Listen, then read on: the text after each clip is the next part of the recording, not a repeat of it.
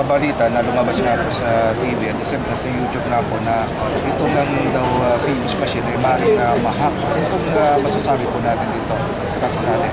Sa aking mga readings at saka mga pronouncements ng COMELEC ay imposible. Almost impossible. Kasi minsan sinasabi nila pwede, pero hindi pala. Merong very remote. Pwede raw, posible.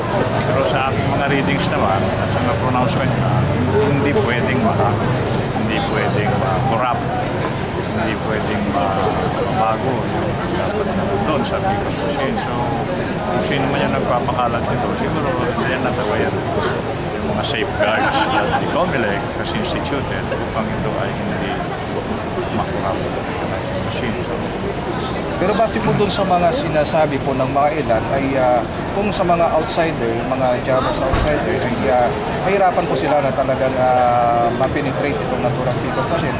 Pero yung sinasabi po nila, yung mga insider po, yung mga sila po yung direct operator or direct kumahawak ng mga Bicos machine.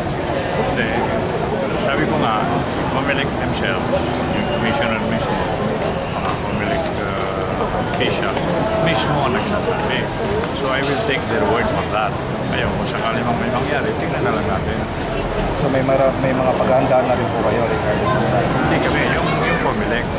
Kasi kami naman umaasa lang kami sa integrity pronouncement ng COMELEC. So talagang full proof daw. Sabihin, 100% may safeguards. Ngayon, kung sakali man na mayroong kalukuhan dyan, tingnan na lang natin. Kung sakasakali nga na makurap ito, magkakaroon ng bayo ng mga hakbangin para maituwid ito naturang. Tingnan na lang natin. As of now, it's very speculative na sabihin natin kurap dyan,